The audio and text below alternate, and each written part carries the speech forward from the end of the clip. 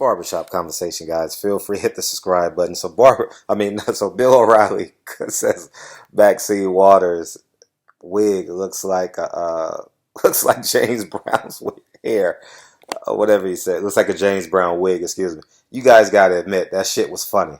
The shit was funny, and I'm not talking about the bigotry and because he's white, she's black. I understand that. I'm going to get into that in a minute, but. And excuse my disposition. I've been on Dave Chappelle the past couple of days, so I've been kind of in a jovial mode. And I ain't gonna lie, I heard that comment. First thing I did was Google James Brown, and I laughed even harder. Bill O'Reilly is funny, man. That shit was hilarious, and that's why he's still on TV because of his impeccable bigot comedic timing. It's just funny, and I'm going to tell you this quote one last time. It'll never, because this is one of my favorite quotes. When a person shows you who they are, believe them. Why are we amazed? Why are we shocked? It's Howard Stern don't make headline news anymore. Why? We've grown accustomed to things that he would say, and it's amazing. We're upset at Bill O'Reilly. We're throwing up in arms at Bill O'Reilly. He said nothing sexist. I mean, if she's going to be in Chris Rock's next stand-up, and Chris Rock, I'm no doubt in my mind, Chris Rock is going to say, well, is it true? And the audience is going to laugh out of nervous laughter. And then he'll open it up with the second part of the joke, and it'll be funny.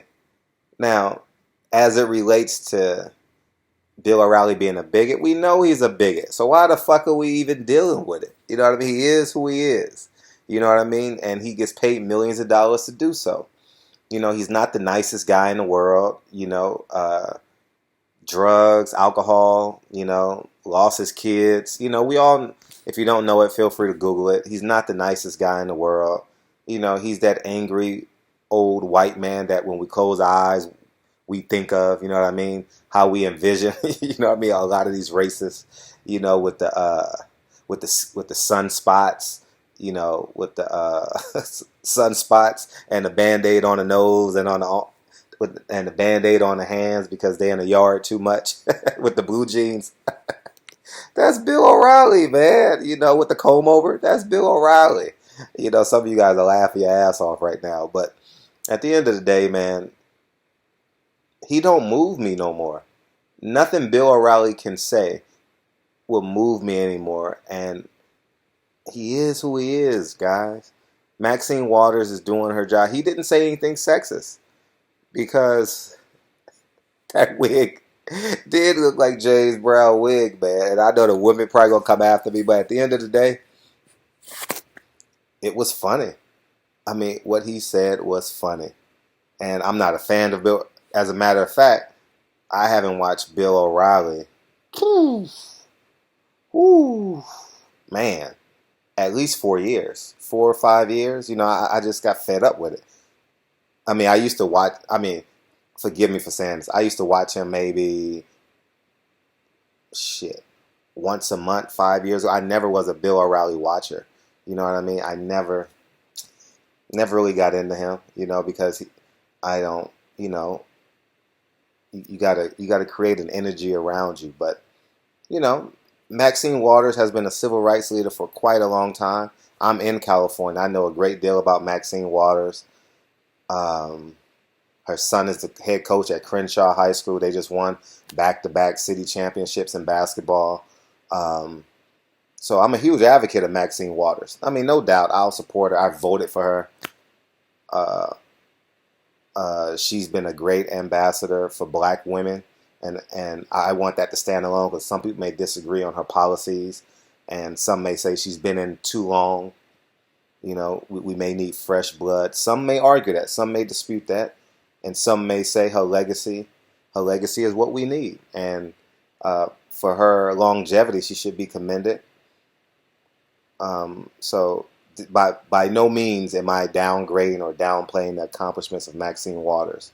I'm a person who's voted for her. And but I ain't lying. I literally just got done watching Dave Chappelle yesterday, And I heard this, and I was in Dave Chappelle, and I was like, for the fifth time, I'll tell you about the fifth time I met O.J. Simpson, and the sixth time. You know what I mean? So it's just funny as hell, man. Dave Chappelle had me rolling. So, the uncomfortable truth is what it is. I didn't. So, anyways, man, feel free to leave the hate comments. I I know some of you guys may be shocked at my disposition, uh, but he didn't call her a bitch. If he would have called her a bitch, I would. Man, I'm the first one in line, as you guys know. But I looked at her wig and I looked at James Brown hair and just laughed. Sometimes you gotta find humor in this shit. And this is one of the few moments where I will find humor in it. This doesn't change my disposition on Bill Riley. This doesn't change my disposition on black people's rights in America. This doesn't change my disposition on my love for black women, my love for my black man. Pause. What's the other one? No homo, whatever it is. But it doesn't change none of that for me. But I'm taking it for what he said. I'm detaching, and I'm purposely doing this because I don't want you guys up in arms. All right, I can go on a rant and talk about Bill O'Reilly. What's that going to do? Absolutely nothing. It only fuels Bill O'Reilly. All right, the more negative stuff he gets, the more popular he becomes. So I'm just going to let that comment stand alone. And Dave Chappelle was probably like, "Damn, why didn't he say that shit 2 months ago before I did my stand-up?" Because I would have put it in Dave Chappelle. And that's the one thing I love. I need to do a review on this stand-up. That's the one thing I love about Dave Chappelle is he's intelligent. And he stays up on current affairs. And he stays up on current affairs from an intellectual's perspective. If you listen to his stand-up, you like, damn, this guy could be a bright light. He could be a bright light, but he got some demons. And you can see the demons because he's aging prematurely. And I'm not going to speculate on what he does or what he does when he does it. But I see premature aging in him. But the nigga is funny, guys. And that comment Bill O'Reilly made was funny. You know what I mean? We all see grandmas in the church, right? Don't front. See, and I'm going to put everybody on blast now. Don't front. Don't front. How many times have you laughed at grandma in church? Whoever grandma she is, how many times with that big ass wig and that big ass hat? And you look over, you like, don't front. All right, I don't want nobody fronting on the other side of this video. Don't front. All right, and I know a white man said it, and I know the racial undertones. I get it, but Bill Riley is a 100% bigot. There's nothing he can do or say that will change my mind about him. He may have some calming moments, but the overall of that man, oh, he's a bigot. But sometimes bigots can make you laugh too. You know what I mean? Sometimes they just say stuff that's just funny. You know, he didn't talk about her being a woman. He didn't talk about her being black. He didn't talk about, I mean, if you get deeper and deeper, oh man, he's belittling her. And no, I'm not going there. I'll make that video next, all right, about my hatred for Bill O'Reilly. But right now, that shit was funny. So anyways, man, like I said, I'm continuing to be true. Shit was funny to me, man. So anyways, barbershop conversations. And watch that Dave Chappelle. Watch that Dave Chappelle on Netflix. You will thoroughly enjoy it. And put it in the comment section if you saw it your favorite time. You know, the sixth time I met O.J. Simpson. This shit just go on and on and on. The 45th time I met O.J. Simpson. So, I'll holler at you guys. Peace, man.